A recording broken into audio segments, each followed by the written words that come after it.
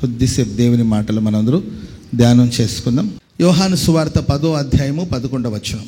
యోహాను సువార్త 10వ అధ్యాయము 11వ వచనం. నేను గొర్రెలకు మంచి కాపరిని. చాలండి. నేను గొర్రెలకు మంచి కాపరిని. Praise the lord. యేసుక్రీస్తు ప్రభువు వారు చెప్పిన మాట, నేను గొర్రెలకు మంచి కాపరి. ఎలాంటి కాపరి అండి ఆయన? గొర్రెలకు మంచి కాపరి. ప్రియులారా, ఆయన ఎందుకు మంచి కాపరిగా ఈ లోకానికి వచ్చాడు? తనను గురించి ఆయన ఎందుకు మంచి కాపరిగా చెప్పుకుంటున్నారు అని మనం ధ్యానిస్తే, లోకంలో ప్రేమైన వాళ్ళరా, దేవుడు కొందరిని మన కోసం కాపరిగా నియమించినప్పుడు ఆ కాపరులు దేవుడిచ్చిన మందను గురించి బాధ్యతగా ఉండలేకపోయారు. దేవుడు సంఘానికి నన్ను ఒక కాపరిగా, కుటుంబానికి మిమ్మల్ని ఒక కాపరిగా దేవుడు నియమించాడు. దేశంలో ఉన్న నాయకుల్ని, రాష్ట్రంలో ఉన్న నాయకుల్ని రాష్ట్రానికి ఒక కాపరిగా, దేశంలో ఉన్న నాయకుల్ని దేశానికి కాపరిగా, ఇలా ప్రభు నిర్ణయించాడు. నియమించి ప్రజల్ని దేవుడు అప్పచెప్పాడు. ఒక గొర్రెల మందలాగా దేవుడు అప్పచెప్పాడు. నాకు దేవుడు మినిస్ట్రీస్లో ఉన్న సంఘాలు కావచ్చు, దేవుని బిడ్డలు కావచ్చు, దేవుడు ఒక బాధ్యతకు ఒక కాపరిగా ప్రభువు నన్ను నియమించాడు. మీ కుటుంబంలో దేవుడు నిన్ను, నీ భర్తని, నీ పిల్లల్ని, వాళ్ళందరూ ఒక మందగా దేవుడు అప్పగించాడు. లేకపోతే నీ భార్యను, నీ పిల్లల్ని నీకు ఒక మందగా అప్పచెప్పాడు. ఎందుకంటే నీవు ఆ మందను మేపాలి, ఆ మందను సంరక్షించాలి, ఆ మందను కాపాడాలి, ఆ మందను మెల్లగా నడిపించుకోవాలి. ఆ మంద విషయంలో నీవు బాధ్యతగా ఉండాలని ప్రభు నిర్ణయించాడు. కానీ కాపురులైన వాళ్ళు తమ బాధ్యతను సరిగా నిర్వహించకపోయేసరికి ఆయన ఎంతో దుఃఖపడి అంటాడు, గొర్రెలకు నేనే మంచి కాపరిగా వచ్చాను. చప్పట్లు కొడదాం అందరూ గట్టిగా గట్టి గట్టి గట్టి గట్టిగా హల్లెలూయా. యెహెజ్కేలు ప్రవచన గ్రంథం 34వ అధ్యాయము 2వ వచనం నుండి మనం గమనిస్తాం. యెహెజ్కేలు ప్రవచన గ్రంథం 34వ అధ్యాయము 2వ వాక్యం నుండి మనం చదువుదాం. నరపుత్రుడా, ఇశ్రాయేలీయుల కాపరుల గురించి ఈ మాటల్ని నీవు ప్రవచనం ఎత్తి ప్రకటింపము. ఆ కాపరులతో ఇట్లనము, దేవుడు సెలవిచ్చినదేమనగా, కడుపును నింపుకొను ఇశ్రాయేలు కాపరులకు శ్రమ. కాపరులు గొర్రెలను మేపవలెను కదా. చెప్పండి, కాపరులు గొర్రెలను మేపవలెను కదా. తల్లి తన బిడ్డల్ని జాగ్రత్తగా పోషించవలెను కదా. ఓ దైవ సేవకుడు దేవుని మాటలు చెప్పి సంఘాన్ని పోషించవలెను కదా. గొర్రెల కాపర్లు తమ మందను మేపవలెను కదా. చదవండి. మీరు క్రొవ్విన గొర్రెలను వధించి క్రొవ్వు తిని బొచ్చును కప్పుకొందురు గాని గొర్రెలను మేపరు. ఎంతసేపటికి గొర్రెలను వధించుకోవాలి, తినాలి, వాటి చర్మమును కప్పుకోవాలి. ఎంతసేపటికి ఏటపోతును కోద్దాం, తలకాయ పులుసు పెడదాం, పేగుల్లో గోంగూర వేసుకొని వండుదాం. ఏంటండి, కొంత గోంగూర వేసి వండుదాం, కొన్ని ఏమో మునక్కాయ వేసి వండుకుందాం, కొన్ని ఏమో టమోటాలు వేసి వండుకుందాం, కొన్ని ఫ్రై చేసి వండుకుందాం, కొన్ని ఎండబెట్టి డబ్బాలో దాచిపెట్టుకుందాం ఉప్పు కారం జల్లికి. ఎంతసేపటికి ఆ మందను భక్షించే పనిలోనే ఉన్నారు. దేవుడు నిన్ను కాపరిగా నియమించింది ఎందుకంటే మందను మేపాలి, మందను సంరక్షించాలి. కుటుంబ వ్యవస్థలో మనం చూస్తే ప్రియులరా, దేవుడు నీకు ఇచ్చిన మంద విషయంలో నీ బాధ్యతగా ఉన్నావా? లేకపోతే మంద వల్ల వచ్చే మేలును పొందుకుంటూ, నీ భర్త వల్ల వచ్చే మేలును పొందుకుంటూ నీ భర్త విషయంలో నీవు ఒకవేళ నిర్లక్ష్యపు ధోరణిలో ఉన్నావా? ఆయన ఏదో వెళ్తుంటాడు, వస్తుంటాడు, సంపాదిస్తుంటాడు, ఇస్తుంటాడు, డబ్బు బాగా తెచ్చినప్పుడు సంతోషిస్తుంటావు, జీతాలు తగ్గినప్పుడు చిరాకు పడుతూ ఉంటావు తప్ప అతని ఆరోగ్యాన్ని గురించి శ్రద్ధ వహిస్తున్నావా, బాధ్యత వహిస్తున్నావా? దేవుడు నిన్ను ప్రేమించి ఇచ్చిన పిల్లలు లేని వాళ్ళకి పిల్లల విలువ తెలుస్తుంది. చాలామందికి సంతానం లేదు, పిల్లలు లేరు, వాళ్ళకి సంతానం లేదు కనుక, పిల్లలు లేరు కనుక వాళ్ళకి తెలుసా విలువ. దేవుడు నిన్ను ప్రేమించి 2 పిల్లల్లో 3 పిల్లల్లో దేవుడు ప్రసాదిస్తే వాళ్ళని చక్కగా నడిపించడం చేతగాక, వాళ్ళకి బుద్ధి చెప్పడం చేతగాక, వాళ్ళ కోసం ప్రార్థించడం చేతగాక, వాళ్ళని సరిచేయడం చేతగాక, వాళ్ళ మీద ఎడటి దౌర్జన్యం చేయడం, వాళ్ళ మీద విరుచుకోపడడం, నీ కోపం అంతా వాళ్ళ మీద చూపించడం, వాళ్ళని కొట్టడం, వాళ్ళని హింసించడం, వాళ్ళని బాధించడం, ఇలా ప్రవర్తించడం కూడా చాలామంది ఉన్నారు. అందుకే దేవుడు అంటాడు, ఇశ్రాయేలు కాపర్లకి శ్రమ. ఎందుకంటే వాళ్ళు నా మందను పట్టించుకోవట్లేదు, నా మందను సరిగా వాళ్ళు పోషించటలేదు, మందను గురించిన బాధ్యత లేదు. స్వలాభాన్ని ప్రేమించి, స్వలాభాన్ని ఆశించి, వాళ్ళ తిండి, వాళ్ళ క్షేమం గురించి ఆలోచిస్తున్నారు, కానీ మందను గురించి వాళ్ళు పట్టించుకోవట్లేదని దేవుడు దుఃఖపడుతున్నాడు. 34వ అధ్యాయం 4వ వచనం కూడా చదవండి. బలహీనమైన వాటిని వీళ్ళు బలపరచట్లేదు. అది బలహీనంగా ఉందనుకోండి, కొంచెం బలపరచాలి. రోగము గల వాటిని దానికి ఏదైనా జబ్బు వచ్చింది అనుకోండి, దాన్ని స్వస్థపరచాలి. గాయపడిన వాటి యొక్క గాయాన్ని కట్టాలి. తోలి వేసిన వాటిని మరలా మందలోనికి తోలుకొని రావాలి. ఇవన్నీ ఏమీ చేయట్లేదు వీళ్ళు. తలల పైకెత్తి వినండి. బలహీనమైన వాటిని బలపరుస్తున్నారా? కుటుంబంలో ఏదైనా ఒక బలహీనమైన విషయాలు ఉంటే దాన్ని ఎలా బలపరచాలి? Praise the lord. పిల్లలు బలహీనంగా ఉన్నారనుకో, ఎలా బలపరచాలి? ఏం పెడితే వీళ్ళు స్ట్రెంత్ బలం పొందుకుంటారు? ఏ మాట చెప్తే నా బిడ్డలు స్థిరపరచబడతారు? వాళ్ళకి బలమైన విషయాలు దేవుని వాక్యం ద్వారా వాళ్ళు బలపరుచుకోవాలి.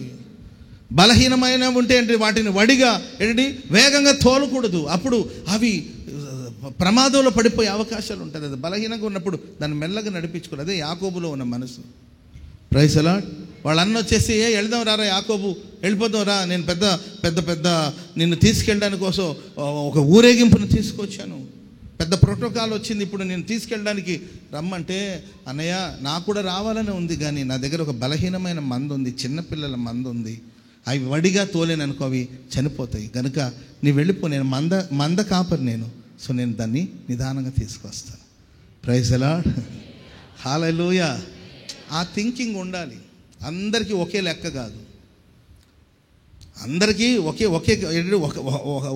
ఒక దాటి కట్టి అందరిని ఒకే లెక్కలో కట్టి మాట్లాడకూడదు. మనం వినగలిగిన వాళ్ళు ఉంటారు, వినలేని వాళ్ళు ఉంటారు, కూర్చోగలిగిన వాళ్ళు ఉంటారు, కూర్చోలేని వాళ్ళు ఉంటారు, ప్రార్థించే వాళ్ళు ఉంటారు, అంతసేపు ప్రార్థించలేని వాళ్ళు ఉంటారు, ఆరాధించే వాళ్ళు ఉంటారు, ఆరాధించలేని వాళ్ళు ఉంటారు, నిలబడగలిగిన వాళ్ళు ఉంటారు, నిలబడలేని వాళ్ళు ఉంటారు, వృద్ధులు ఉంటారు, చంటి బిడ్డలు ఉంటారు, గర్భిణీ స్త్రీలు ఉంటారు. అందరినీ కఠినంగా నడిపించడం కాదు. గర్భిణీ స్త్రీలు మోకరించో అని అన్నాను అనుకోండి, మూర్ఖుడు అంటారు ఆయన్ని. గర్భిణీ స్త్రీ ఉంటుంది, ఆ అమ్మాయి ఎక్కడ మోకరిస్తా చెప్పండి, మోకరించవు అని అనకూడదు. ఓ పెద్ద తల్లి ఉంటుంది, ఆమెకు మోకాళ్ళ నొప్పి ఉంటుంది, మోకరించమా మోకరించు అని అన్నాను అనుకోండి, దాన్ని ఏమంటారు చెప్పండి? మూర్ఖత్వం. అది ఒక కాపరి మంద యొక్క స్థితిని తెలుసుకొని, ప్రైజ్ ది లార్డ్, మోకరించి యవనస్తులు రే మోకరించండి రా, ప్రార్థన చేయండి రా బాబు అని గట్టిగా అనొచ్చు. ఎందుకంటే వాళ్ళు యవనస్తులు, వాళ్ళ బలం ఉంటుంది. నిద్రపోయేవాళ్ళు కొంతమంది ఉంటారండి, వాళ్ళకి ఏ పని పాటే ఉండదు, ఏమ్మా నిద్రపోతున్నావు ఏంటమ్మా లే అని గట్టి గదమొచ్చు. ప్రేమైన వాళ్ళరా, ఈ కాపర్లంట వీళ్ళు ఏం చేస్తున్నారంటే బలహీనమైన వాటిని బలపరచలేదు. వాళ్ళు బలహీనమా పోతే పోయిందిలే అనుకొని వదిలేస్తున్నారు. కొన్ని రోగంలో ఉన్నాయండి, వాటిని స్వస్థపరచాలి. ఆమె చెప్పండి గట్టిగా. రోగంలో ఉన్నప్పుడు వాటిని స్వస్థపరచాలి. స్వస్థత అవసరం కాబట్టి స్వస్థపరచాలి. స్వస్థపరచలేకపోయారు. కొన్ని గాయపడి ఉన్నాయి, ఏదో గాయాలు, నీకేదో గాయం, వాళ్ళకేదో గాయాలు. ఏంటి ఆ గాయాలు? ఏంటి గాయాలకి కారణం ఏంటి? ఆ గాయాన్ని కట్టకపోతే అది అలాగే సెప్టిక్ అయిపోతుంది.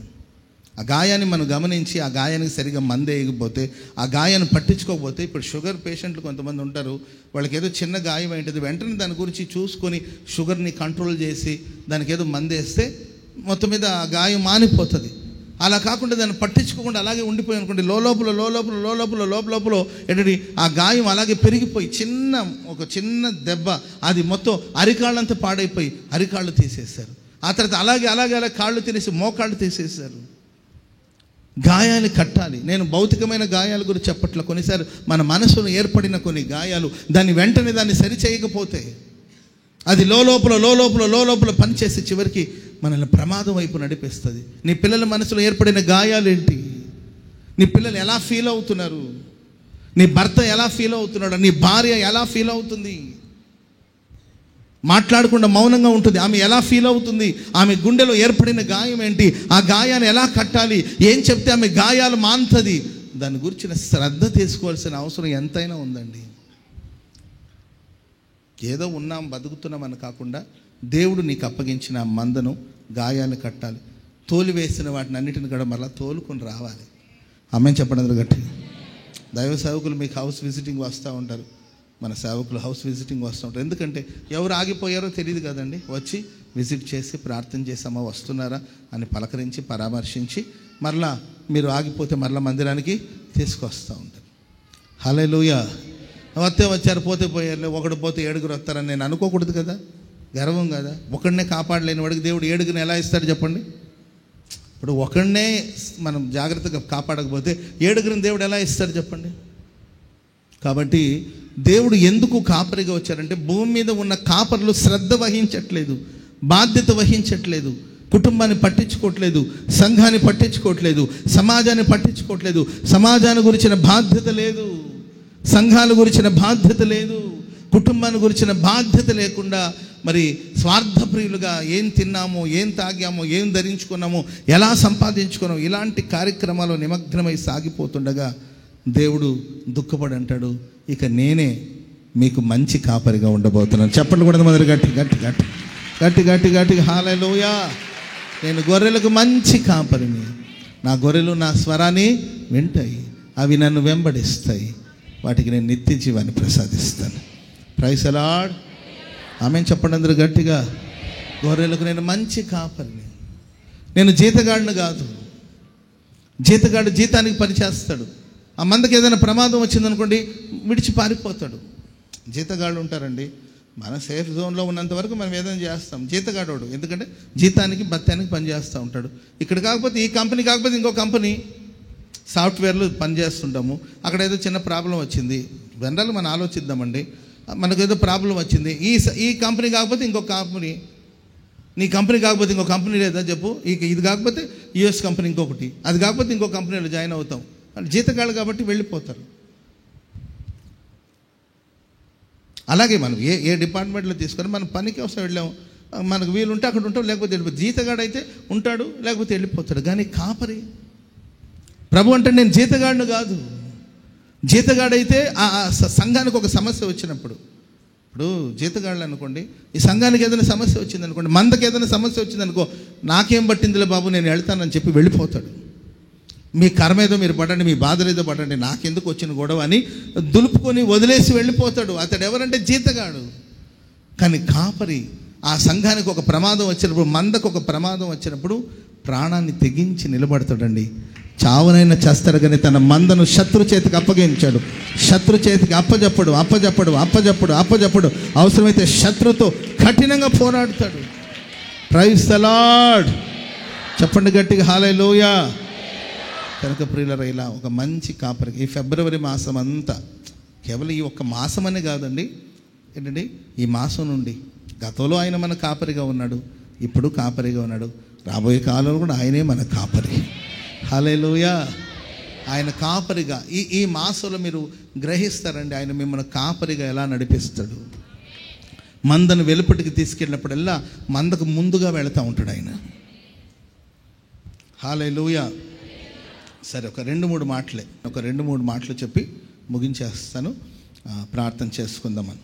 మొట్టమొదటిగా ఆయన ఒక మంచి కాపరిగా ఉండి మన జీవితంలో చేసే కార్యాలు. దావీదు భక్తుడు అంటాడండి, 23వ కీర్తన మొదటి వచనం, చాలాసార్లు చదువుకున్నాం, ఇంకొకసారి మనం ధ్యానం చేద్దాం. కీర్తన గ్రంథం 23వ కీర్తన మొదటి వచనం.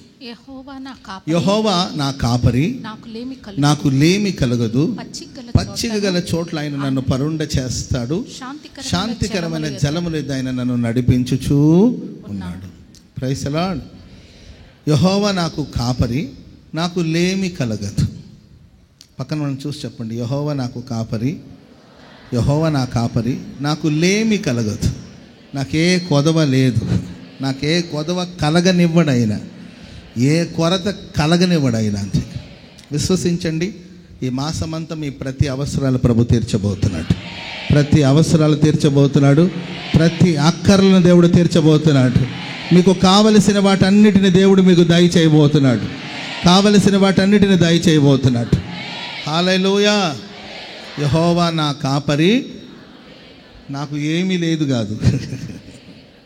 వాళ్ళెవరు? యెహోవా నా కాపరి, నాకు ఏమీ లేదు అని ఒకరంటే, ఇంకొకరు నేనే నిజమైన ద్రాక్షవల్లిని, మీరు ఈగలు అని చేస్తున్నారు. అట్లా కాదు. యెహోవా మనకు కాపరిగా ఉన్నప్పుడు లేమి అనేది మన జీవితాల్లో ఉండదు, కొదువ అనేది మన జీవితాల్లో ఉండదండి, కొరత అనేది దేవుడు కలగనివ్వడు. ఆమె కరువు కాలమంతా తొట్టిలో పిండి తరగలేదు, బుడ్డిలో నూనె తరగలేదు. ఎందుకంటే ఆ కరువు కాలమంతా దేవుడు కొంచెమే పిండి, అసలు కొదవ కలుక్కున్నట్లు దేవుడు వాళ్ళని పోషిస్తూ వచ్చాడు. కనుక ఆయన మన కాపరి గనుక ఆయన పచ్చిక గల చోట్ల మనల్ని పరుండ చేస్తాడు. మీరు నమ్మండి, ఈ మంత్ అంతా హెల్దీ ఫుడ్ దేవుడు ఇవ్వబోతున్నాడు. ఆరోగ్యకరమైన ఆహారాన్ని దేవుడు దయచేయబోతున్నాడు. బాగా తింటారు. ఆమె మంచి ఆహారాన్ని దేవుడు మీకు అనుగ్రహించును గాక. అండ్ శాంతికరమైన జలము, ఆ నీళ్లు ప్రశాంతంగా ఉండాలి. ఆమె మంచినీళ్ళు తాగేటప్పుడు ప్రశాంతంగా ఉండాలని అంటూ ఉంటారు. నీళ్లు తాగేటప్పుడు కంగారుగా కాకుండా ప్రశాంతంగా నీళ్లు తాగాలి అంటారు. భోజనం కూడా ప్రశాంతంగానే భోజనం చేయాలి, ఎందుకంటే ప్రశాంతంగా నీళ్లు తాగాలి. ఒక ప్రశాంతమైన నీళ్ళు, కంపు నీళ్లు కాదు, మురికి నీళ్లు కాదు, ఎవరు కదిలించేస్తే ఏంటంటే అది కలత చెందిన నీళ్లు కాదు, కలవరంతో నిండిన నీళ్లు కాదండి. ఒక శాంతికరమైన, ఒక ప్రశాంతమైన జలం. ఆమెను చెప్పండి అందరూ గట్టిగా. మనం ఆరాధించే దేవుడు మన కాపరిగా ఉండి ఈ ఫిబ్రవరి మాసం అంతా ప్రియులారా, నేను ఇక్కడ చెప్పాలనుకునేది ఏంటంటే, ఒక గొర్రె కావాల్సింది ఏంటంటే అంత గడ్డి, కొంచెం నీళ్ళు, అది తన నీడది. అంతేగాని గొర్రె నాకు దుప్పట్లు కావాలంటుందా చెప్పండి, నాకు నగలు కావాలంటుందా గొర్రె చెప్పండి. నాకు నగలు కావాలి, బంగారం కావాలి, అర్థమైందంటే ఇదేం కోరుకోలేదు. అది కోరుకునేది ఏంటంటే అంత ఆహారము, కొంచెం నీళ్లు, కొంచెం కాపుదల, చాలు. ఇంతకు మించి అదేం కోరుకోదు. ప్రియులారా, మరి ఈ ఫిబ్రవరి మాసంలో నీకు కావాల్సింది ఏంటి? నీ కోరిక ఏంటి? నీ అవసరాలు ఏంటి? వింటున్నారా బాబులు? మీ అవసరాలు ఏంటి? మీ అక్కర్లు ఏంటి? మీకు కావలసినవన్నీ నా దేవుడు అనుగ్రహించునుగాక. బైబిల్లో దేవుడు కావలసిన ఏమేమి కావాలనే దాని గురించి చెప్పారు. అది లూకాసు వార్త. సరే, ముందు 2 పీటర్ చదవండి, మొదటి అధ్యాయము 2వ వచనం చదవండి. తన మహిమను బట్టి గుణాతిశయమును బట్టి మనల్ని పిలిచిన వాని గురించి అనుభవ జ్ఞానములముగా ఆయన దైవ శక్తి జీవమునకును భక్తికి కావలసిన వాటన్నిటిని మనకు దయచేయచ్చు ఉన్నందున. ఆమెను చెప్పండి గట్టిగా. ఒకటి ప్రియులారా, ఆయన దైవశక్తి మన జీవమునకును మన భక్తికిని కావలసిన వాటన్నిటిని దయచేస్తుంది. ఆమెను చెప్పండి గట్టిగా. దైవశక్తి అంటే ఎవరంటే మన దేవుడు, మన మంచి కాపరి, ఆయనే దైవశక్తి. ఆ దైవశక్తి అయిన దేవుడు మన జీవమునకు అంటే మన జీవితానికి అండ్ మన భక్తికి, ఒకటి మనం భూమి మీద మనం బ్రతకాలి, మనం జీవంతో ఉండాలి కనుక ఈ జీవన సాధనానికి, లేకపోతే ఈ జీవనానికి కావలసిన వాటిని అంటే భక్తికి కావలసిన వాటన్నిటినీ దైవశక్తిగా దేవుడు మనకు అనుగ్రహించబోతున్నాడు. హల్లెలూయా. ఇటు మన ఫిజికల్ నీడు అండ్ మన స్పిరిచువల్ నీడు, అంటే మన భౌతికమైన అవసరాలు అండ్ మన ఆత్మీయ అవసరాలు అన్నిటిని కూడా మంచి కాపరిగా దేవుడు తీర్చునుగాక. యేసు ప్రభు ఏమన్నాడంటే, ప్రార్థన చేసేటప్పుడు అనుదిన ఆహారమును దినదినము మాకు దయచేయమని ప్రార్థన చేయమన్నాడు. ఏ ఆహారం అండి చెప్పాలి? ఏ ఆహారం అండి? అనుదిన ఆహారమును దినదినము మాకు దయచేయమని ప్రార్థన చేయాలంట. ప్రియులారా, మనకు కావలసిన అనుదిన ఆహారము మనకు అవసరం. అది శారీరకమైన ఆహారం కావచ్చు, అది ఆత్మీయ ఆహారం కావచ్చు. బైబిల్లో దేవుడు పోషించిన సందర్భాలు చాలా మనం చూస్తాం. ఇది అరణ్య ప్రదేశం, ఇప్పటికే చాలా చీకటి పడిపోయింది, వీళ్ళందరినీ పంపించేద్దాం, ఇది అరణ్య ప్రదేశం. నిజమే, కొన్నిసార్లు మన జీవితంలో ఒక అరణ్యం లాంటి అనుభవం. ఇప్పుడు మనం దయాక్షేత్రానికి వెళ్తున్నాం, అది సిటీ నడిబొడ్లో ఉందండి. దయాక్షేత్రం ఎక్కడుందండి? అటువైపున కొండ, దాని ముందు ఫారెస్ట్ ల్యాండ్, ఆ ల్యాండ్ అంతా కూడా అడవి ప్రాంతం, అటు పక్కన కోరీలు కూడా ఉన్నాయి, అర్థమైందండి. పొలాలు, కొంచెం ఊరుకు దూరంగా అడవి లాంటి ప్రదేశమే కావచ్చు.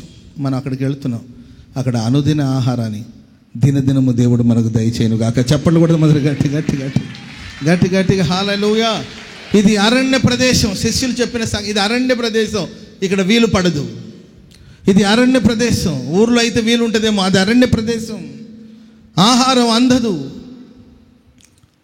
నీ ఆత్మీయ జీవితాన్ని కావచ్చు, నీ శారీరక జీవితాన్ని కావచ్చు, కావలసిన ఆహారం ఇది అరణ్య ప్రదేశము, ఇక్కడ వీలు పడదు, ఇక జరగదు అనే ఆ భావనతో ఒకవేళ నువ్వు బ్రతుకుతున్నావేమో. ఇప్పటికే చీకటి పడిపోయింది, టైం అయిపోయింది, ఈ టైంలో మనం ఏం చేయలేము అని అనుకుంటున్నామేమో. అది స్థలం ఏదైనా, సమయం ఏదైనా. ఆమె చెప్పండి గట్టిగా. స్థలం ఏదైనా, సమయం ఏదైనా, అది ఏ స్థలమైనా కావచ్చు, అది ఏ స్థలమైనా కావచ్చు, అది ఏ సమయమైనా కావచ్చు, నా దేవుడు నీకు కావలసిన వాటిని అన్నిటిని మంచి కాపరిగా అనుగ్రహించబోతున్నాడు. Praise the lord. ఆమె చెప్పండి గట్టిగా. రెండవదిగా లూకాసు వార్త 9:11 చదవండి. నేను ఇంతకు ముందు చెప్పింది లూకాసు వార్త 11:3 రెఫరెన్స్ చెప్తే మంచిది కదా. ఓకే, లూకాసు వార్త 9:11 చదవండి. జన సమూహాలు దాన్ని తెలుసుకొని ఆయన వెంబడించగా ఆయన వారిని చేర్చుకొని దేవుని రాజ్యాన్ని గురించి వాళ్ళతో మాట్లాడుచు స్వస్థత కావలసిన వారిని దేవుడు స్వస్థపరచెను. ఆమె చెప్పండి గట్టిగా. ఒకటి మనకు కావలసింది ఆహారము, రెండోదిగా మనకు కావాల్సింది స్వస్థత. మీకు ఆహారం కావాలంటే ఆహారం కోసం ప్రార్థన చేసుకోండి, స్వస్థత కావాలంటే స్వస్థత గురించి ప్రార్థన చేసుకోండి. మీరు హెల్తీగా ఉన్నారనుకోండి, మీరు భోజనం చేస్తే సరిపోతుంది. Praise the Lord. ఒకవేళ మీకు స్వస్థత లేదనుకోండి, స్వస్థత లేని తిను తిను తిను అంటే ఎక్కడ తింటాడండి? స్వస్థత కావలసిన వాళ్ళకి దేవుడు స్వస్థత దయచేయునుగాక, ఆరోగ్యాన్ని దయచేయునుగాక. కనుక ఈరోజు మనం ప్రార్థన చేసుకుని ఈ మాసమంతా దేవుడు పరిపూర్ణమైన ఆరోగ్యాన్ని మనకు అనుగ్రహించునుగాక. ప్రియులారా, మీరు గమనించండి, హెల్త్ బాగుందనుకోండి మైండ్ కూడా బాగుంటుంది, మైండ్ బాగుందనుకోండి హెల్త్ బాగుంటుంది. దేవుడు అట్లా కనెక్ట్ చేశాడు. మీరు ఎప్పుడైనా చూడండి, ఆరోగ్యంగా ఉన్నారనుకోండి మీ ఆలోచనలు కూడా బాగుంటుంది, మీ ఆలోచన బాగుందనుకోండి ఆరోగ్యం బాగుంటుంది. ఆ రెండింటిని దేవుడు కనెక్ట్ చేశాడు. కనుక మన దేహం ఆరోగ్యంగా ఉండాలి, మన మైండ్ కూడా ఆరోగ్యంగా ఉండాలి. కొంతమంది మైండ్ పిచ్చి పిచ్చిగా ఆలోచిస్తూ ఉంటుంది, ఏంటంటే సైకోలాగా ఆలోచిస్తూ ఉంటారు. సైకోపాత్ అంటారు కదండి. ఎందుకంటే ప్రస్తుతం అలాగే ఉన్నాయి. ఏవో ఇది చెప్పలేను, ఆ వివరాలని కూడా చెప్పలేనండి. వేదనగా ఉంటుంది. సెల్ ఫోన్కి అడిక్షన్లో ఒకడు వాళ్ళ అమ్మగారిని చంపేశాడంట. ఇక చాలా విషయాలు ఉంటాయి. ఇవన్నీ ఎందుకు నేను స్వచ్ఛమైన మీ మనసులో ఇవన్నీ నేను ఎందుకు నింపడమని నేను చెప్పదలుచుకోవట్లే. ఇవన్నీ మైండ్ సరిగా ఉండలేదు మనుషులకి. పిల్లల మైండ్ సరిగా ఉండలేదు. పిల్లలు తల్లిదండ్రులకు విధేయత నుంచి మైండ్ సరిగా పనిచేయట్లేదు. వాళ్ళకి ఎక్కడ దెబ్బతినింది మైండ్కి స్వస్థత లేదు. అమ్మ కదా, 9 నెలలు కని పెంచి పెద్ద చేసి జీవితం ఇచ్చిన అమ్మ కదా, కొంచెం గౌరవం ఇవ్వాలి కదండి. కొంచెం ఏంటి, సన్మానించాలి తల్లిదండ్రులు. నాన్న కదా, సన్మానించాలి కదండి. లేవు, అవన్నీ లేవు. స్వార్థం, నా ఇష్టం, నా ఇష్టం, నేను నాకు నచ్చినట్లు బతుకుతాను. మైండ్ సరిగా పని చేయట్లేదు. ఆ భర్త మైండ్ సరిగా పని చేయట్లేదు. అరే నా భార్య కదా, జాగ్రత్తగా చూసుకోవాలి కదా, బలహీనమైన ఘట్టం కదా, జ్ఞానంగా కాపురం చేయాలి కదా, దేవుడు నన్ను ప్రేమించి ఇచ్చిన భార్య కదా, ఆమెను కాపాడుకోవాలి కదా అని ఆలోచన లేదనమాట. ఎట్టన్న పోయి చావు, నాకు సంబంధం లేదు, ఎక్కడన్నా తెచ్చుకోపో, నాకు చెప్పొద్దు అనేవాడు చాలామంది. నాకు చెప్పొద్దు, నీవు ఇవన్నీ నాకు చెప్పొద్దు, నాకు వెర్రి కోపం వస్తుందంట.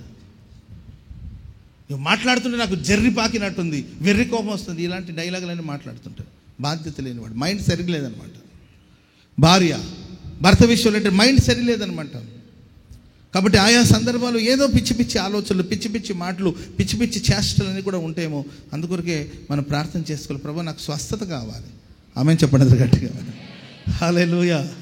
మన మైండ్ ఏంటంటే సమాధానంగా ఉండాలి. మన మైండ్ అదే పచ్చిక గల చోట్ల ఆయన పరుండ చేస్తాడు, శాంతికరమైన జలముల ఎద్దుకు ఆయన నన్ను నడిపించుచున్నాడు. ఆమేన్. మైండ్ ప్రశాంతంగా ఉండాలి. ఆ ప్రశాంతత కరువు అయిపోతుందండి. డిప్రెషన్లు, స్ట్రెస్ తీసుకోవడం, విపరీతమైన కోపాలు. ఆ కోపంలో ఏదో వస్తువులు పగలగొట్టడం, మనుషుల్ని ఏదో ఒకటి అనేయడం, ఏంటంటే జుట్టు పీక్కోవడం, పిచ్చి పిచ్చిగా ప్రవర్తిస్తుంటారు కొంతమంది. ఏంటంటే ఆ కోపంలో వాళ్ళు ఏం చేస్తారో తెలీదు. అర్థమైందండి. కృష్ణానదిలో దూకేస్తానంటారు, గోదావరిలో దూకేస్తానంటారు. మైండ్ సరిగ్గా లేనప్పుడు. అందుకొరకే మనం ఎప్పుడు ప్రార్థన చేసుకోవాలి, దేవా నా దేహానికి ఆరోగ్యాన్ని, నా మైండ్ కూడా ఆరోగ్యాన్ని. Praise the Lord. జస్ట్ మనం ఫిజికల్ హెల్త్ గురించి మనం ప్రార్థన చేసుకుంటే, దేవా నాకు ఆరోగ్యం ఇవ్వండి, దగ్గు తగ్గాలి, కరోనా పోవాలి, జలుబు రాకూడదు, తలనొప్పి రాకూడదు, కాళ్ళు తిమిరపడుతుంది, అది బాగవ్వాలి, ఒకటే గ్యాస్ ట్రబుల్, అది తగ్గాలి, అరవింద షుగర్ని తగ్గించు, బీపీని తప్పేం కాదు. ఇవన్నీ అడుగుతూ దాంతోపాటు ప్రభు నా మైండ్ కూడా స్వస్థత కావాలి. Praise the Lord. మన మైండ్, మన బాడీ, ఈ రెండింటికి దేవుడు స్వస్థతను దేవుడు దయచేయను గాక. స్వస్థత కావలసిన వాళ్ళందరినీ దేవుడు స్వస్థపరచు. ఈరోజు ఎంతమంది దేవా నాకు స్వస్థత కావాలని కోరుతున్నారో ఏంటండి, చేతులు ఎత్తమంటే చేతులు ఎత్తుతారు. వద్దు, చేతులు ఎత్తదు, కానీ మీరు ప్రార్థన చేసుకోండి. మంచి కాపరిగా మీకు కావాల్సింది ఏంటంటే ఆహారం, శారీరక ఆహారం, ఆత్మీయ ఆహారం. Praise the Lord. ప్రార్థన చేసుకోవాలి, అయ్యా పాస్టర్ గారికి మంచి మంచి ప్రకటనలు ఇచ్చి మాకు మంచి ఆహారం. Praise the Lord. మా మా మా ఏంట్రా మా ఏంటి ఈరోజు అంటే ఏంట్రా మా మా ఏంట్రా అంటే బిర్యానీ చేయమా, బిర్యానీ కుదరదు అంటే మా చేయమా, బిర్యానీ తినాలని ఉందంటే అది చాలా పనులురా, ఎన్ని కుదరదురా అని అంటుంటే మా చేయమా, బిర్యానీ చేయమా అంటే సర్లే కొంచెం సహాయం చేయి నాకు చేస్తా అని అమ్మ బిర్యానీ వండి పెడుతుంది. మీరు కూడా ప్రార్థన చేసుకోవాలి.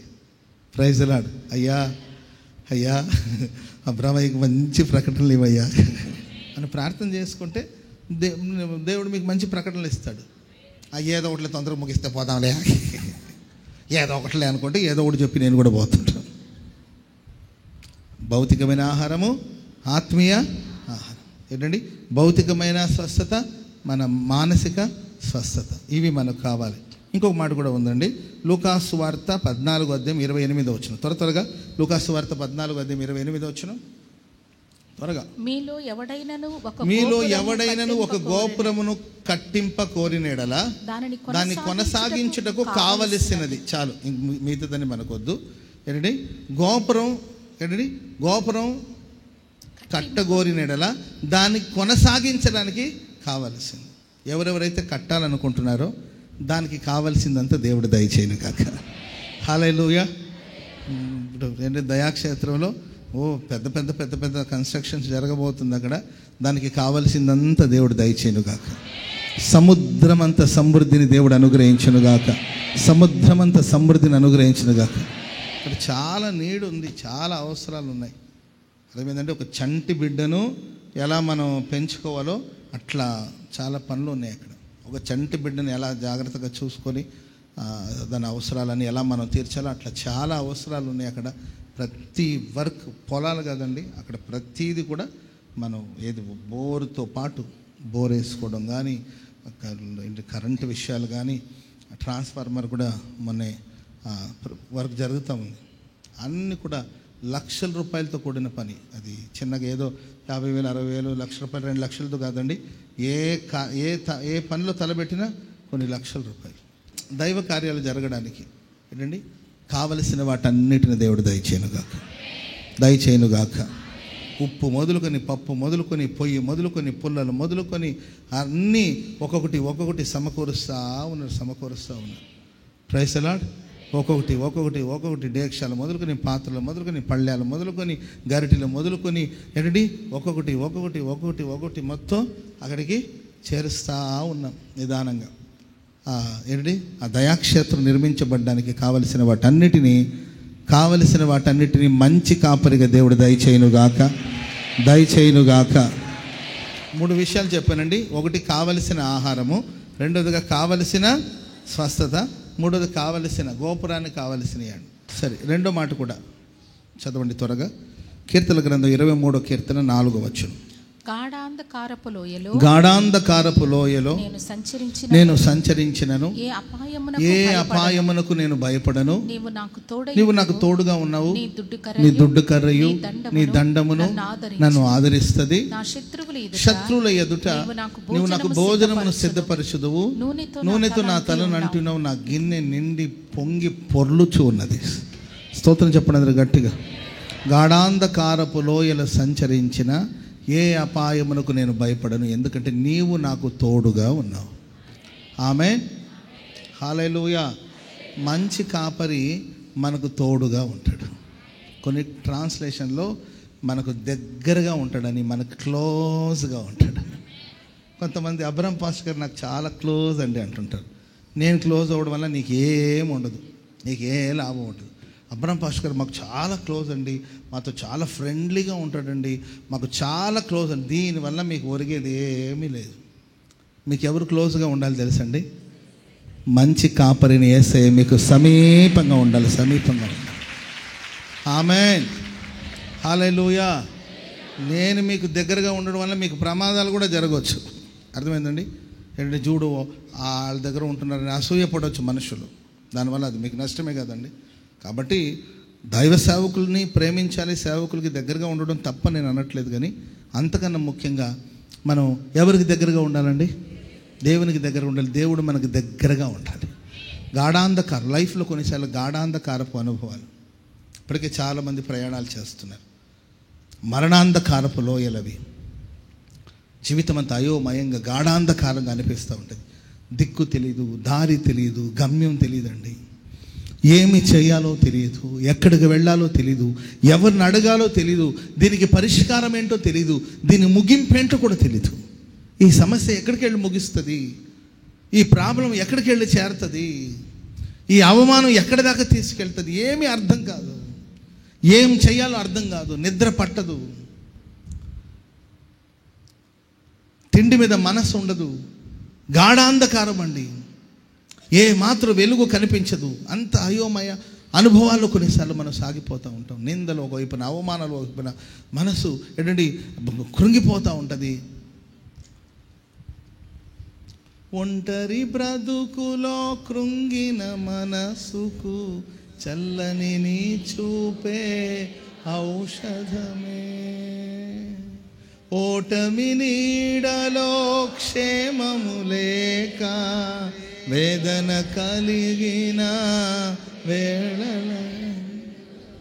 ఓటమి నీడ. ఏ నీడ అండి అది? చెట్టు నీడ కాదు అది, ఓటమి నీడ. ఓడిపోయి ఓడిపోయి ఆ నీడలోనే కూర్చోండి సతికిలు పడిపోయి ఉంటాం కొన్నిసార్లు. ఇలాంటి అనుభవాల గుండా మీలో ఎవరో వెళుతున్నారు ఖచ్చితంగా. ఓటమి నీడలు, గాఢాంధకారపు లోయలు, అన్ని వ్యతిరేకమైన పరిస్థితులే. దారులన్నీ మూసుకుపోయినట్లు, మార్గాలన్నీ మూసుకుపోయినట్లు, ఆదరణ కోసం పరితపిస్తున్న ఆదరించే వాళ్ళు ఎవరూ లేక, ఓదార్పు కోసం కనిపెడుతుంటే ఓదార్పు కలగకపోగా, మేలు జరుగుతుందేమో అని ఎదురు చూస్తున్నప్పుడు కీడే సంభవిస్తున్న ఈ అనుభవాలు కూడా మీరు వెళుతున్నారేమో. ప్రియులరా, దేవుడు అంటున్నాడు, దావీదు భక్తుడు ఆయన నా కాపరి గనక నేను ఈ గాఢాంధకారపు లోయలో సంచరిస్తున్నప్పుడల్లా ఆయన నాకు చాలా క్లోజ్గా ఉంటాడు. ఆయన నాకు చాలా దగ్గరగా ఉండి నన్ను నడిపించబోతున్నాడు. ఆమేన్. నా శత్రువులు ఎదుట ఆయన నాకు విందును సిద్ధం చేస్తాడు. ఆమేన్. హల్లెలూయా, హల్లెలూయా. యేసు ప్రభు పుట్టినప్పుడు గొర్రెల కాపర్లకు శుభవార్త వెళ్ళింది కదండి. అప్పుడు గొర్రెల కాపర్లు రాత్రి వేళ తమ మందను కాచుకుంటున్నారు. మైదానంలో మంద ఉందంటే సరే, మందకు ఎవరు మంచం వేసి పడుకోబెడతారు చెప్పండి? మందకి మంచం వేసి ఏంటండి దానికి ఏమంటారండి, దోమ తెరగట్టి మెత్తటి దిండ్లు వేసి దుప్పట్లు కప్పి, అర్థమైందండి? ఆ తర్వాత ఏముంటుంది, దోమలు రాకుండా ఏదో వెలిగిస్తారు. ఏంటది? ఏంటది? జట్కాయని ఏదో మొత్తం మీద వాటన్నిటిని వెలిగించి ఎవరైనా కాపాడుతేప్పుడు అవి పాప మంచులో తడుస్తూ ఆ మందలు ఉండాలి. సరే, అవి ఉన్నాయంటే మందలు కాబట్టి అవి ఉంటాయి. నీవు కాపరి కాదు, నీ వెళ్ళి ఎక్కడైనా ఒక చిన్న నీడని చూసుకొని, ఒక షెల్టర్ చూసుకొని హాయిగా నిద్రపోయి ఉదయం రావచ్చు కదా. లేదండి, రాత్రి వేళ అంటే ఒక శ్రమలో ఉంది. ఆ మంద శ్రమలో ఉంది, పోరాటంలో ఉంది, మంచులో ఉంది, ఎడారిలో ఉంది, మైదానంలో ఉందండి.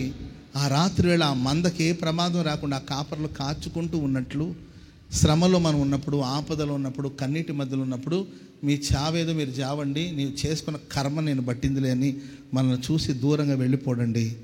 ఆ గాఢాంధకారపులు నువ్వు సంచరిస్తున్న వేళల్లా నా దేవుడు నీకు తోడుగా ఉండి, నీకు క్లోజ్గా ఉండి, సమీపంగా ఉండి నేను నడిపించి, పిల్లరా, శత్రువుల ఎదుట దేవుడు నీకు విందును సిద్ధపరచబోతున్నాడు.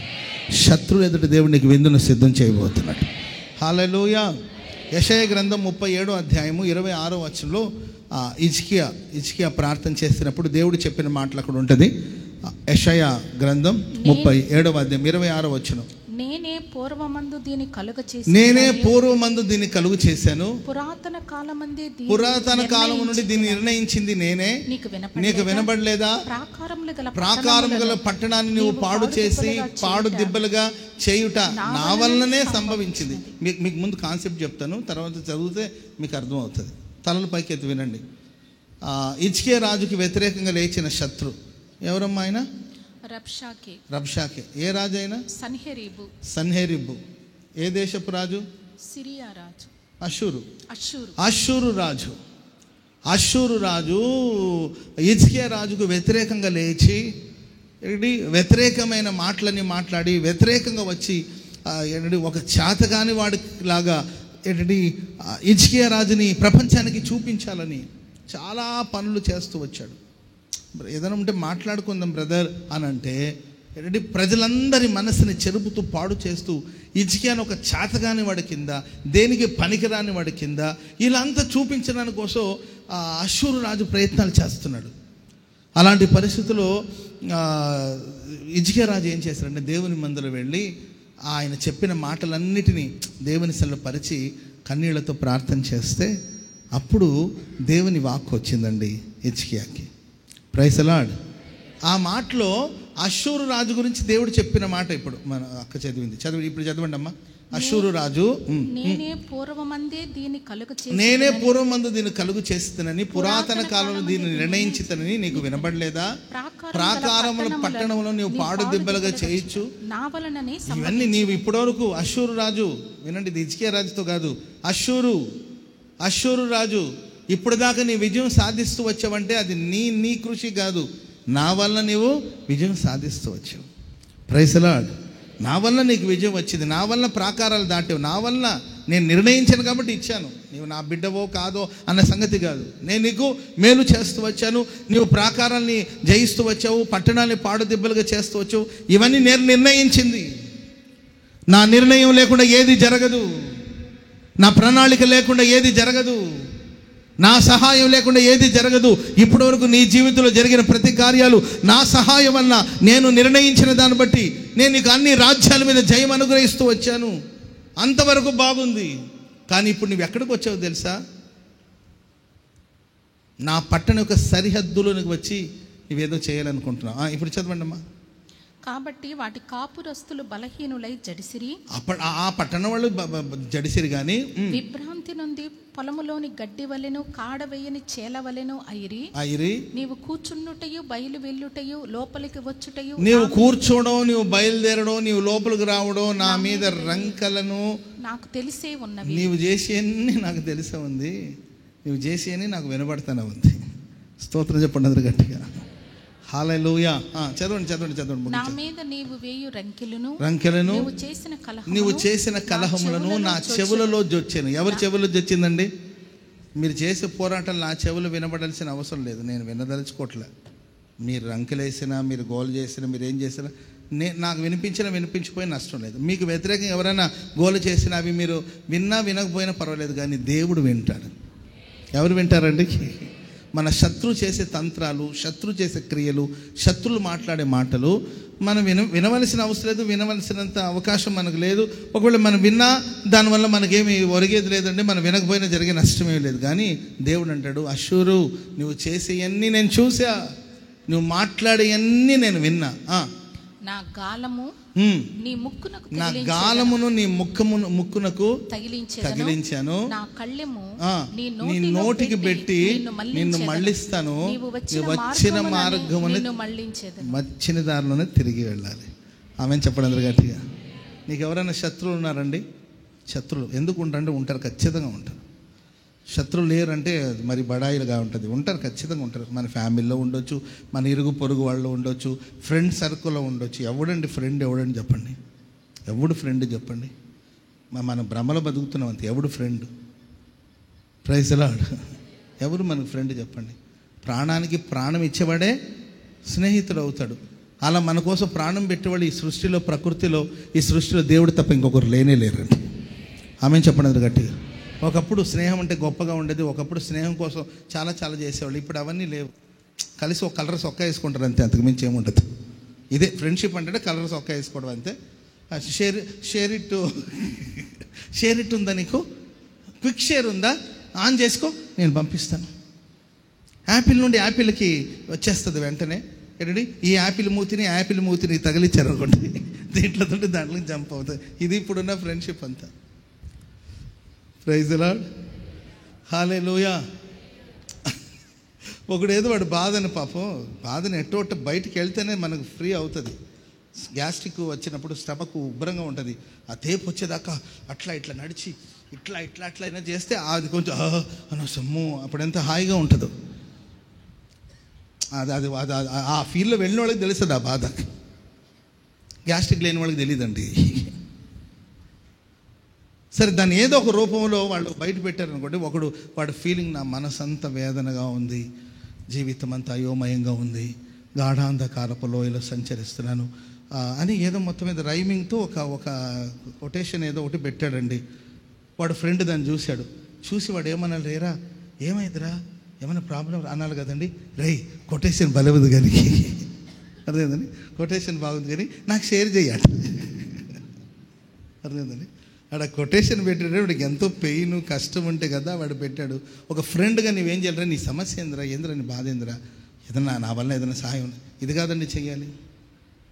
ఇది చేయకపోగా, అర్థమైందండి, అది బాగుంది కానీ నాకు పంపించు అంటాడు.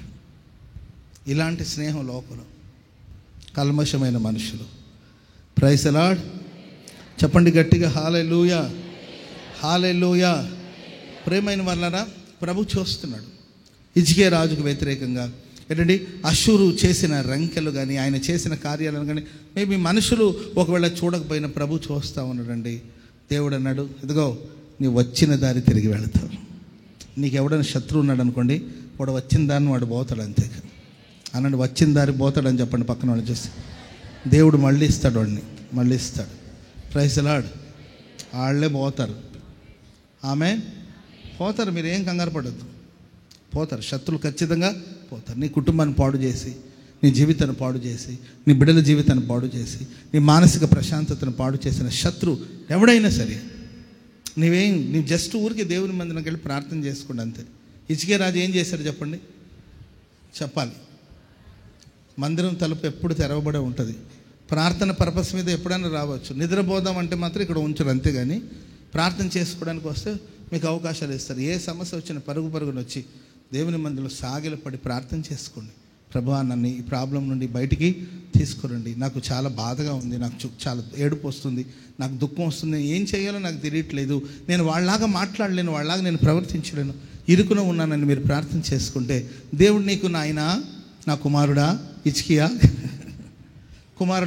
ఎందుకు నాయనా ఏడుస్తున్నావు, ఇదిగో టిష్యూ పేపర్ తీసుకో. ఇప్పుడు నా దగ్గర వచ్చి కొంతమంది ఏడుస్తారు, నేను ఇంకేం చేస్తాను, టిష్యూస్ ఇస్తాను అంతే, అంతకుమించి నేనేం చేయగలుగుతానండి.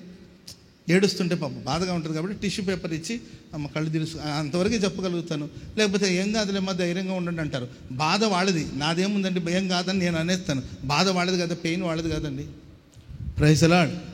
వాళ్ళు కడుపు నొప్పితో బాధపడి ఏం కాదులేమంటే, ఏమో అయితేనే కదా ఆమె ఏడుస్తుండేది. ఏం కాదులేమ్మా, ఏం కాదులంటే ఏదో అయితేనే కదా ఆమె ఏడుస్తుండేది, ఏం కాకపోతే ఎందుకు ఏడుస్తుంది. సో నేను టిష్యూస్ ఇచ్చి కన్నీరు తుడుచుకోమనవచ్చు, లేకపోతే గ్లాస్ మంచినీళ్ళు ఇవ్వచ్చు, ఒకవేళ నాకు అనుకూలం ఉంటే ఒక కూల్ డ్రింక్ ఇవ్వచ్చు. అంతకు మించి నేను ఏం చేయగలుగుతాను చెప్పండి, ప్రార్థన చేయగలుగుతాను అంతే. నీ సమస్య వచ్చినప్పుడు దేవుని మందిరానికి వచ్చి నువ్వు సాగిలపడి ఆయన పాదాల దగ్గర ప్రార్థన చేస్తే దేవుడు నీతో ఏం మాట్లాడు, హిజ్కియా నేను చూసుకుంటాను ఏం అన్నాడు. అడేడాడు,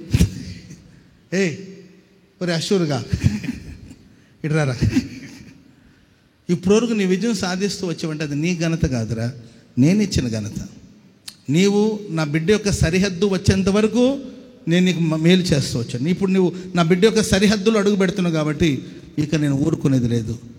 వెనక్కి నిన్ను మళ్ళిస్తాను. Praise the lord. అందుకేనండి గాఢాంధకారపు లోయలో సంచరించడం మనకు భయం లేదు. ఎందుకంటే మన క్లోజ్గా దేవుడు ఉన్నాడండి. ఆయన మన క్లోజ్ ఫ్రెండ్ అనమాట. ఏ ఫ్రెండ్ అండి ఆయన? Close friend. ఎవరంటే యేసయ్య. ఎవరు నీ బెస్ట్ ఫ్రెండ్, ఎవరు నీ క్లోజ్ ఫ్రెండ్ అంటే సుమిత్రనో ఏదో ఒకటి కాదు. ఎవరు నీ బెస్ట్ ఫ్రెండ్ అంటే ఏంటండి, రాఖీనో రాణినో ఏదో చెప్తూ ఉంటారు కొంతమంది. ఎవరు నీ బెస్ట్ ఫ్రెండ్? నా దేవుడే నా best friend. Praise the lord. ఏ స్నేహితులు మరొక స్నేహితుని క్షేమాన్ని కోరే రోజులు లేవు. మరి లేరని నేను అనలేనండి, మేబీ ఎక్కడో ఉండొచ్చు, కాదంట్లా. మనిషి స్వార్థం ఎవరి స్వార్థాలతో సాగిపోతున్న ఈ రోజులో మనం ఆరాధిస్తున్న దేవుడు, నీకున్న సమస్యలు, నీకున్న పోరాటాలు, నీకున్న శత్రువులన్నింటినీ దేవుడు మాట్లాడి వెనక్కి పంపిస్తాడు. నువ్వు కూల్గా ప్రార్థన చేసుకో అంతే. నీ శత్రువులతో కూడా నువ్వు మాట్లాడవద్దు, నీ వాళ్ళతో పోట్లాడవద్దు, వాళ్ళతో యుద్ధానికి దిగొద్దు. నువ్వు జస్ట్ దేవుడికి చెప్పి ఊరుకో, దేవుడు వాళ్ళు మాట్లాడి పంపిస్తాడు. దేవుడు క్లియర్ చేస్తాడు, అది దేవుడు రోడ్ క్లియర్ చేస్తాడు. పరిస్థితులన్నిటి దేవుడు అనుకూలపరుస్తాడు. సమస్యలను అవే బాయి చెప్పి వెళ్ళిపోతుంది. ఒక్కసారి బాయి అయినా చెప్పానంటే బాయి కూడా వద్దులే కానీ బయలుదేరమంటాడు. Praise the lord. చివరికి ఒకసారి చూసేసి హాయ్ చెప్పి వెళ్ళంటే హాయ్ వద్దు, బాయి వద్దు, బయలుదేరని ముందు మర్యాద బయలుదేరని దేవుడు అంటాడు దేవుడు. అది కాదు, ఒకసారి ఇచ్చికాను, ఒకసారి నీవేం పలకరించాల్సిన లేదు, బయలుదేరమని. అది శత్రువు కావచ్చు, ఆ సమస్యలు కావచ్చు, అది బలహీనతలు కావచ్చు, ఆర్థిక సమస్యలు కావచ్చు, అన్నీ నిన్ను విడిచి తొలగిపోయేటట్లుగా నా దేవుడు వాటన్నిటిని మళ్ళించబోతున్నాడు. వచ్చిన దారిని అది తిరిగి వెళ్ళాలి, వచ్చిన మార్గమున అది తిరిగి వెళ్ళాలి. యేసు నామములో తొలగిపోవాలి యేసు నామములో. ఆమేన్, హల్లెలూయా. ఆఖరికి ఇంకొక మాట చెప్పి నేను ముగిస్తాను. మొదటిదిగా మంచి కాపరిగా ఉండి మనకు కావలసిన వాటన్నిటిని దేవుడు దయచేస్తాడు. అదే పచ్చిక గల చోట్ల పరుండ చేయడం, శాంతికరమైన జలముల యొద్ద నడిపించడం. అంటే మన నీడ్, మన అవసరాలు, మనకు కావాల్సింది ఏంటో ప్రభు దాన్ని ఇస్తాడు. అది భక్తి కావచ్చు, జీవాన్ని కావచ్చు, ఆహారం కావచ్చు, స్వస్థత కావచ్చు, లేకపోతే నిర్మాణం కొరకు కావచ్చు. ఏది కావాలన్నా ప్రభు కాపరిగా ఉండి ఇస్తాడు. రెండవదిగా గాఢాంధకారపు అనుభవంలో వెళ్ళవలసిన పరిస్థితి వచ్చినా మనకు దగ్గరగా ఉంటాడు. Praise the Lord. మన శత్రువులందరికీ దేవుడే బుద్ధి చెప్తాడు, నీ పక్షాన ఆయనే యుద్ధం చేస్తాడు. ఇంకొక మాట చెప్పి నేను ముగిస్తాను. యెహెజ్కేలు గ్రంథం 34వ అధ్యాయం 11వ వచనం. యెహెజ్కేలు గ్రంథం 34వ అధ్యాయం 11వ వచనం.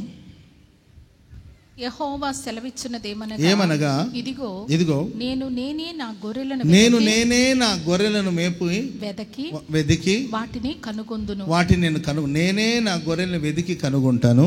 తమ గొర్రెలు చెదిరిపోయినప్పుడు కాపరులు వాటిని వెదకున్నట్లు నేను నా గొర్రెలను వెదికి చీకటి కలిగిన మబ్బు దినమున ఎక్కడెక్కడికి అది చెదిరిపోయిందో అక్కడ నుండి వాటిని తప్పించి ఆయా జనులలో నుండి వాటిని తీసుకుని వచ్చి ఆయా దేశములో నుండి వాటిని సమకూర్చి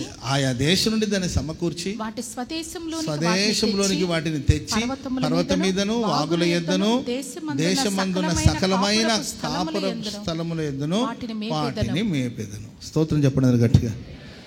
హల్లెలూయా. నేనే నా గొర్రెలను వెదికి వాటిని కనుగొంటాను. Praise the lord. తప్పిపోయినప్పుడు ఆయనే మనల్ని వెదికి కనుగొంటాడండి. హల్లెలూయా. అది చీకటి కలిగిన మబ్బు దినమున చెదిరిపోయిందంట. మనిషి జీవితాలు ఎప్పుడు చెదరగొట్టబడుతుందంటే చీకటి కలిగిన మబ్బు దినాలు. లైఫ్లో ఏదో చీకటి మబ్బు దినాలు ఉంటాయి. ఏంటి చీకటి కలిగిన మబ్బు దినాలు అంటే వాక్యంలో మనం చూస్తామండి. కాపరి లేని గొర్రెల వలె వాళ్ళు విసికి చెదిరిపోయారంట. లైఫ్లో ఏదో విసుగు. Praise the Lord. కాపరి లేకపోతే, ఇప్పుడు నేను ఉన్నాను, మీరు వాక్యం వింటున్నారు, సడన్గా నేను కనబడలేదు అనుకోండి, మీరు కూర్చొని ఆడికిపోయాడు అబ్రామయ్య. Praise the lord. కొంతమంది ఎక్కడో కూర్చొని ఉంటారు కానీ చూపులన్నీ నా మీదే ఉంటుంది అనమాట. నేను ఒకసారి వెళుతూ ఏంటండి అక్కడ స్టెప్స్ దిగేటప్పుడు కొంచెం నాకేదో కొంచెం కాళ్ళు పట్టినట్టుందండి, కొంచెం అట్లా అనుకున్నట్టు వెళ్ళా. వెంటనే ఫోన్ వచ్చేసింది. అయ్యా నాయనా ఏమైంది నాయనా, కుంటుతూ నడుస్తున్నట్టమ్మా. ఏమీ లేదమ్మా, జస్ట్ కొంచెం ఏదో కాళ్ళు తిమిరి పట్టినట్టు. అంతేనయ్యా. Praise the lord. హల్లెలూయా. కొంచెం కలతగా కనిపించామనుకోండి, రండి వెంటనే అయ్యా బాబు ఏమైంది బాబు అని ఎప్పటికప్పుడు పరామర్శిస్తూ ఉంటారు. ప్రేమైన వారరా, వాక్యం సెలవిస్తుంది మనం ఆయా సందర్భాల్లో చెదిరిపోవడానికి, చెదరగొట్టబడడానికి గల కారణాలు ఏంటంటే కాపరి లేనప్పుడు గొర్రెలు చెదిరిపోయి. నేను కాసేపు కనకడపడిపోయాను అనుకోండి, ఎంతసేపు అని కూర్చుంటారు చూసి ఏంటి వస్తాడా రాడా అసలు ఎటు పోయాడు, అసలు ఎందుకు పోయాడు, అసలు అటు ఎందుకు పోయాడు, అట్టెవరు ఉన్నారని చెప్పి కొంతమంది చూసి కాపరి లేకపోయేసరికి కాసేపు ప్రార్థన చేసుకుంటారు, కాసేపు పాటలు పాడుకుంటారు, కాసేపు సప్పట్లు కొట్టుకుంటారు. ఆ తర్వాత సరే ఇంకా అయ్యి వచ్చేటట్లేళ్ళే అని చెప్పి చివరికి బయలుదేరి అయ్యా ముగింపు మహిమగా జరగలేదే, అయ్యి ఉంటే బాగుండేదే, కొంచెం ప్రార్థన చేసిపోతే బాగుండేదే, టక్కని వెళ్ళిపోయాడే అనుకుంటూ ఉంటారు. ప్రియులారా, కాపరి లేని గొర్రెలు విసిగి మన లైఫ్లో ఏదో ఒక విసుగు మనల్ని చెదరగొడతా ఉంటుంది. కొంతమంది కృపకు దూరం అయిపోవడానికి, మందిరానికి దూరం అయిపోవడానికి, సేవకు దూరం అయిపోవడానికి కారణం ఏంటంటే ఏదో విసుగు, రకరకాలమైన విసుగు కొంతమందికి. Praise the Lord. కొందరు మనల్ని విసిగిస్తూ ఉంటారు. హల్లెలూయా. రిబ్కాని వాళ్ళ కోడలు విసిగిచ్చారంట. రిబ్కాకి ఏంటండి 2 కొడుకులు. ఒకటి పేరేంటి ఏశావు, రెండోడి పేరు యాకోబు. ఆ పెద్దోడు పెళ్లి చేసుకున్నాడండి. ఏ కుమార్తెలోడు? హేతునామా హేతు కుమార్తెలను పెళ్లి చేసుకొచ్చారు. ఆ అమ్మాయిలు వాళ్ళ వేషాలు, వాళ్ళ పద్ధతులు, ఆ తల్లికి ప్రాణం విసుగు కలిగింది. అందుకే ఆ మనది, అయ్యా ఈ అమ్మాయిలతో నేను పడలేను బాబు, అతని విడాకులు ఇప్పించలేము. ఎందుకంటే వాడు లవ్ చేసి పెళ్లి చేసుకున్నాడు. లవ్ చేశాడు, ఇద్దరు లవ్ చేశాడు. అదేం లవ్ నాకు అర్థం కావట్లేదు. ఇద్దరేనమ్మా, ఇద్దరు అనుకుంటాను ఏంటంటే ఇద్దరు లవ్ చేసి పెళ్లి చేసుకో. అదే లవ్ అనేది ఒకరి మీద కాదు ఉండాలి, మరి ఇద్దరి మీద ఉంటుంది అని ఏమనాలి మనకు ఏంటంటే ఇద్దరిని లవ్ చేసి పెళ్లి చేసుకున్నాడు. ఆ లవ్ చేసుకుని తెచ్చుకున్న వాళ్ళేమో ప్రాణాన్ని విసిగించారంట. అందుకే రిబ్కా అంటది, అయ్యా నా వల్ల కాదు, ఏగలేని ఈ అమ్మాయిల దగ్గర నేను, అందుకే ఆ చిన్నోడు కన్నా మన ఊరు నుండి ఒక అమ్మాయిని తీసుకొస్తే, ప్రైజ్ ది లార్డ్, మన ఊర్లో ఉన్న అమ్మాయిని ఇచ్చి పెళ్లి చేస్తే బాగుంటుంది, అందుకే మా అన్నయ్య దగ్గరికి పంపిస్తాను. ఆమె అంటే కోడళ్ళ వలన విసుగు. అత్తలారా, ఎప్పుడు మీకు నేను ఆపోజిట్గానే చెప్తుంటాను, ఈరోజు తీసుకోండి మంచి మాట. హల్లెలూయా, హల్లెలూయా. ఆ తర్వాత పెనిన్న హన్నాని విసిగిస్తూ వచ్చింది. మన తోడుబుట్టినోళ్ళు మనల్ని విసిగిస్తుంటారు. అర్థమండి. ఆమె ఏంటంటే అనకూడదేమో ఆ మాటలని, నాకు కొన్ని పదాలు రావు, సౌతి అది ఇది అంటుంటారు కదండి, అనకూడదు ఆ మాట. వాస్తవంగా ఒక రకంగా చెప్పారంటే ఎల్కానాకి 2 భార్యలు, ఒక ఆమె హన్నా, పెనిన్న. అదే సమయంలో వాళ్ళిద్దరు అక్క చెల్లెళ్ళండి. ఇద్దరు అక్క చెల్లెళ్ళు. మనకు అనిపిస్తుంది, ఏంట్రా బాబు ఇది, ఒకే రక్తాన్ని పంచుకొని పుట్టుకొని ఏంటి, దాని గౌని దీన్ని వేసుకుంటుంటుంది, దాని చెప్పులు ఇది వేసుకుంటుంటుంది, దాని క్లిప్పే ఏం వేసుకుంటుంటుంది. ఇద్దరు కలిసి బడికి వెళ్ళారు, ఇద్దరు ఒకే లంచ్ బాక్స్ తిన్నారు, ఇద్దరు కలిసే స్కూల్కి వెళ్ళారు, కలిసే వచ్చారు, ఇద్దరు కలిసే షాపింగ్కి వెళ్ళారు. ఏంటంటే ఒకరి మనసు ఒకరు అర్థం చేసుకోకపోతే ఎట్లండి. ఒక ఆమె బలహీనరాలు, ఆమెకు పిల్లలు పుట్టలేదు, దేవుడే సంతు లేకుండా చేశాడు, దానికి మనం ఏం చేస్తాం. ఆమె ప్రాణం విసిగిపోయేటట్లు ఆమెను విసిగిస్తూ వచ్చింది. సో కుటుంబ సభ్యుల వల్ల మనకు పలు విధాలైన విసుగు కలుగుతుండదు. సేవలో విసుగు రావచ్చు. ఆ విసుగులు మనం ఆయా సందర్భంలో చెదిరిపోతూ ఉంటాం. మనం చెదిరిపోయి దూరం అయిపోయినప్పుడు మనల్ని ఎవరు వెతుక్కుంటున్నారు, ఎందుకు చెదిరిపోయాడు, ఎందుకు దూరం అయిపోయాడు అని కనుగొనడానికి కూడా ఎవరు రారు. కానీ దేవుడు అంటాడు, ఎవరు వచ్చినా రాకపోయినా నేను వెతుక్కొని రాబోతున్నాను, నేను వెతుక్కొని రాబోతున్నాను, నేను వెతుక్కొని రాబోతున్నాను, నేను వెతికి కనుగొంటాను. 99 గొర్రెలను వదిలేసి దేవుడు ఒక గొర్రె కోసం వెళ్ళాడట. Praise the lord. చెప్పాలి, 99 గొర్రెల మీద ప్రేమ ఉందా లేదా దేవుడికి? మీరు చెప్పండి, ప్రేమ ఉందా లేదా? దేవుడికి ప్రేమ లేక కాదు ఆ కాపరికి. అవి 99 మీద గొర్రెలు ఉన్నాయి, అది ఒకటి తప్పిపోయింది, ఏం చేద్దాం? అది ఏ తప్పుడు పని చేసిందో తెలీదు, తప్పిపోయింది. గుట్టుగా అందరితో పాటు ఉంటే గొడవే లేదు. మరి ఏంటి, మరి ఏ ఎక్స్ట్రా చేసిందో, ఏ ఓవర్ యాక్షన్ చేసిందో మందల నుండి తప్పి వెళ్ళిపోయింది, వెళ్ళి ఏదో పొదలు ఇరుక్కుపోయింది. ఈ 99 గొర్రెలన్నీ దేవుడు ప్రేమిస్తున్నాడు, ఎందుకంటే ఇవి సంఘంలో ఉన్నాయి, దీని గురించి బాధ లేదు. అది తప్పిపోయి ఎక్కడో ఒక పొదలో చిక్కుకొనిందండి. మరి అది ఎందుకు చిక్కుకొనిందో, ఎట్లా తప్పిపోయిందో, 99 దారిలో వెళుతున్నప్పుడు ఇది కూడా రావాలిగా, దీని ఓవర్ యాక్షన్ కాకపోతే. Praise the lord.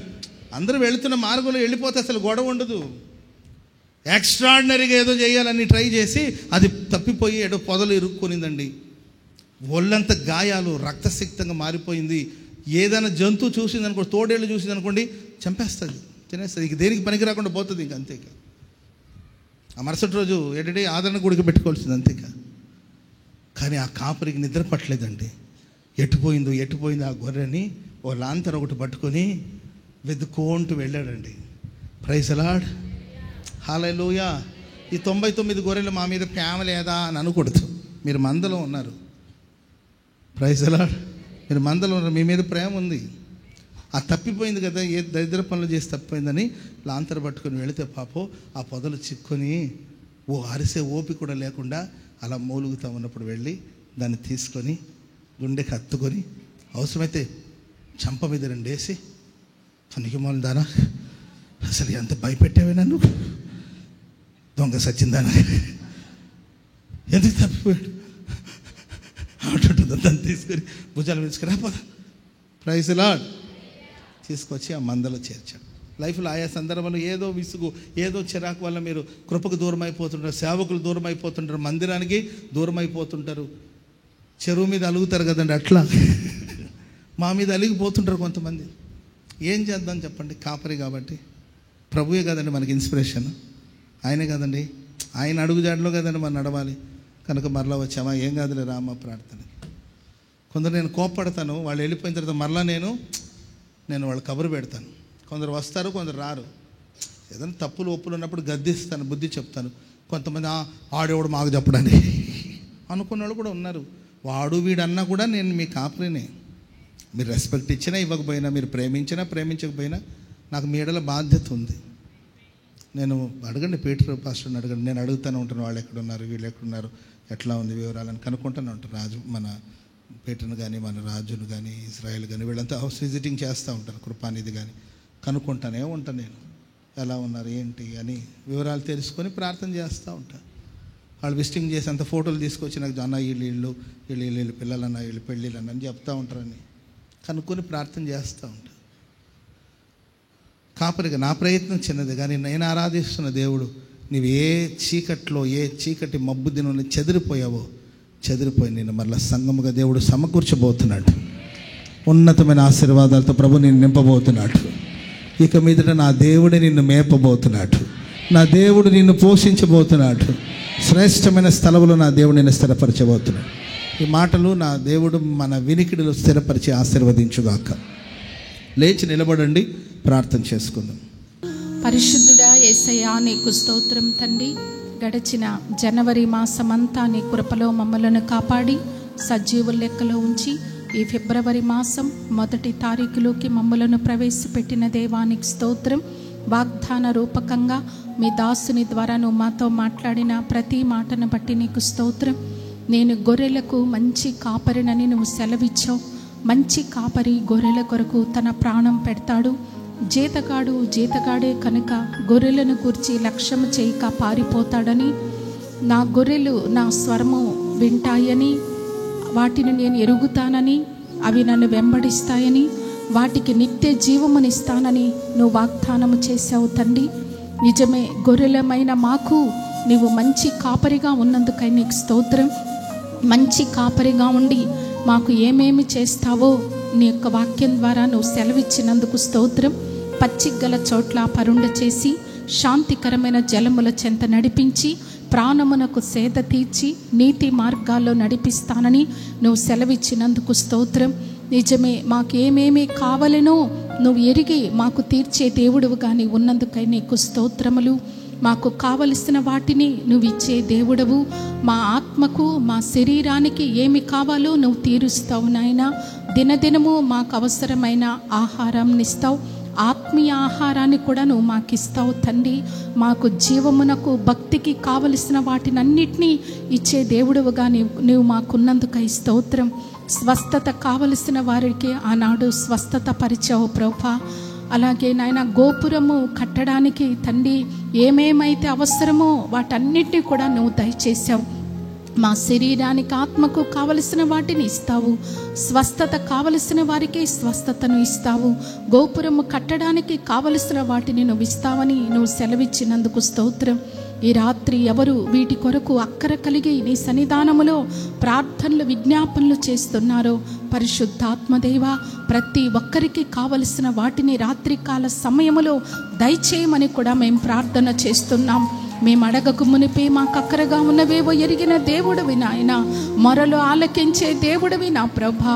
ప్రతి ఒక్కరి అవసరత నీ యొక్క మహిమైశ్వర్యములో తీర్చమని కూడా మేము ప్రార్థన చేస్తున్నాం. అయ్యా గాఢ అంధకారపు లోయలో సంచరించిన అయ్యా దుడ్డుకర్రతో దండముతో మమ్మల్ని ఆదరిస్తావని, మాకు తోడై ఉంటావని, శత్రువుల ఎదుట భోజనమును సిద్ధపరుస్తావని నువ్వు సెలవిచ్చావు. నిజమే, ఆనాడు హిజ్కియా రాజు మీదకి అష్షూరు రాజు యుద్ధమునకు వచ్చినప్పుడు, అయ్యా సన్హెరీబు రబ్షాకేలు యుద్ధమునకు వచ్చినప్పుడు హిజ్కియా దేవుని మందిరములోనికి వెళ్ళి అయ్యా ఏ రీతిగా ప్రార్థన చేశాడో, ప్రార్థన చేసినప్పుడు నువ్వు ప్రవక్తని పంపించి నువ్వు ప్రవచించావు. అతడు ఏ దారిన వచ్చాడో ఆ దారినే వెనుకకు మళ్ళిస్తానని, అయ్యా అతని ముక్కునకు గాలము పెట్టి తిరిగి నేను అతని దేశానికి పంపిస్తానని నువ్వు సెలవిచ్చావు ప్రభా. ఆ రాత్రి ఒక దూతను పంపించి అష్షూరు సైన్యం అంతటినీ నిర్మూలన చేసిన దేవా నీకు స్తోత్రం. దేవా ఈ రాత్రి అయ్యా ఎవరు ఎటువంటి శత్రు భయము చేత పీడించబడుతున్నారో, ఎటువంటి సమస్య చేత ఇబ్బందులతో వచ్చి ఉన్నారో, ఆనాడు హిజ్కియాకి అష్షూరు రాజు మీద జయమునిచ్చినట్లుగా మా విశ్వాసులకు అందరికీ శత్రువుల మీద అయ్యా ప్రభా గొప్ప జయమును దయచేయమని కూడా ప్రార్థన చేస్తున్నాం. సాతానుని కాళ్ళ కింద చితకగొట్టించమని కూడా మేము ప్రార్థన చేస్తున్నాం. విజయోత్సవాలతో ఊరేగించమని కూడా మేము వేడుకుంటున్నాం. అయ్యా ఆనాడు మబ్బు దినమందు, చీకటి కలిగిన మబ్బు దినమందు ఆ గొర్రెలు ఎక్కడెక్కడికి చెదిరిపోయినాయో వాటన్నిటినీ వెదుగుతానని, వాటిని సమకూరుస్తానని, వాటిని మేపుతానని నువ్వు సెలవిచ్చినావు దేవా. నిజమే నాయన, ఎవరు ఎటువంటి సమస్యలతో చీకటి గల మబ్బు దినములో చెదిరిపోయి ఉన్నారో వారిని వెతికే దేవుడవు. ఆనాడు నాయన తప్పిపోయిన గొర్రె కోసము ఆ మంచి కాపరి వెతికినట్లుగా ప్రభా నువ్వు మమ్మల్ని వెతికావు తండ్రి. మేము నిన్ను వెతకలేదు కానీ నువ్వు మమ్మల్ని వెతుక్కుంటూ వచ్చావు నాయన. నశించిపోతున్న గొర్రెల లాంటి మా బ్రతుకులను వెతికి రక్షించి అయ్యా మంచి మేతగల స్థలములో మమ్మలను మేపుతున్నావు. మంచి ఉపదేశముతో మమ్మలను మేపుతున్న దేవా నీకు స్తోత్రములు చెల్లిస్తున్నాం. ఇదిగో ఈ రాత్రి కాల సమయంలో నాకు మంచి కాపరిగా ఉండండి, మాకందరికీ మంచి గొర్రెల కాపరిగా ఉండండి ప్రభా. అయ్యా మా ప్రాణములకు సేద తీర్చండి, మాకు తోడ ఇమ్మానుయేలుగా ఉండి నడిపించండి. కృపాక్షేమాలు మా అందరి వెంట వచ్చినట్లుగా సహాయం చేయండి. ఈ వాగ్దానం, ఈ వాక్యం మా అందరి జీవితాల్లో ఫలింప చేయమని వేడుకుంటున్నాం. ఈ మాసమంతా మాకు మంచి కాపరిగా ఉండి తోడై ఉండి నడిపించమని వేడుకుంటున్నాను. ఇదిగో ప్రభా మరి వాక్యం చెప్పిన మీ సేవకుని ఇంకనూ బలపరిచి వాడుకోనండి ప్రభా. అయ్యా రేపటి బల్లారాధన కొరకై మమ్మలను పరిశుద్ధపరచండి. మా ప్రాణము, మా ఆత్మ, మా శరీరం నిందారహితంగా ఉండేటట్లుగా యోగ్యమైన మంచి మనసుతో బల్లలో చేయవేటుకు నాకు మాకందరికీ కృప చూపమని ఘనత, మహిమ, ప్రభావములు మీకు ఆరోపిస్తూ మా కొరకు ప్రధాన కాపరిగా త్వరలో రానై ఉన్న యేసు క్రీస్తు నామములో ప్రార్థించి వేడుకుంటున్నాం తండ్రి. ఆమేన్, ఆమేన్. మన తండ్రి అయిన దేవుని ప్రేమ, కుమారుడైన యేసు క్రీస్తు వారి కృప, పరిశుద్ధాత్మ దేవుని అన్యోన్య సహవాసము, సన్నిధి, సమాధానము, సంతోషము సర్వలోకంలో ఉన్న సమస్త పరిశుద్ధులకు, ఈ ప్రత్యేక ప్రార్థనా కూడికలో పాల్గొన్న వారికి, లైవ్ వీక్షించిన వారికి, దేవుని వాక్యం ప్రకటించిన తన దాసునికి, ఆయన నాకు మంచి కాపరిగా ఉండాలని ఎందరైతే తీర్మానంతో ప్రార్థన చేసుకున్నారో వారందరికీ మహాదేవుని కృప, మహిమ కలిగిన రాకడ వరకు తోడయుండి నడిపించునుగాక. ఆమేన్, ఆమేన్. హల్లెలూయా, హల్లెలూయా.